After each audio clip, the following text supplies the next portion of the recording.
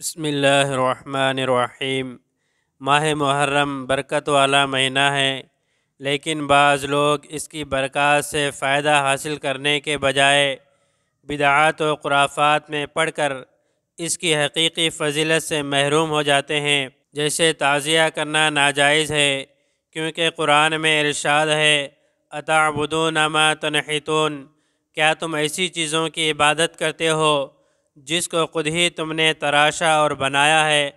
ظاہر ہے کہ تعزیہ انسان اپنے ہاتھ سے تراش کر بناتا ہے، پھر منت مانی جاتی ہے اور اس سے مرادیں مانی جاتی ہیں۔ اس کے سامنے اولاد وغیرہ کی صحت کی دعائیں کی جاتی ہے، اس کو سجدہ کیا جاتا ہے، اس کی زیارت کو زیارت امام حسین سمجھا جاتا ہے، پنجے بٹھائے جاتے ہیں، پھر اس پر چڑھاوے چڑھائے جاتے ہیں، لال دھاگا باندھا جاتا ہے، نظر و نیاز کی جاتی ہے، علم اٹھایا جاتا ہے، ناریل پھوڑے جاتے ہیں، ڈھول تاشے بجائے جاتے ہیں اور کھانا کھلایا اور شربت پلایا جاتا ہے۔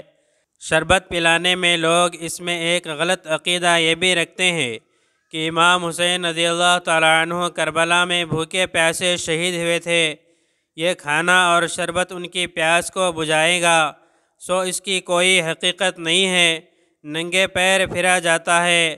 تعزیے کے نام پر وہی سب کچھ انجام دیا جاتا ہے جو کسی بت خانے میں بتوں کو پوچھنے والے انجام دیتے ہیں۔ یاد رکھیں، یہ سب خرافات اور رسومات اسلام کی صاف ستھری تعلیمات کے خلاف ہیں، یہ سب کام ناجائز اور حرام ہے۔ اللہ تعالیٰ، اس کے رسول اور اہل بیت سے تعلق رکھنے والوں کو ہرگز ان کاموں کے قریب بھی نہیں جانا چاہیے۔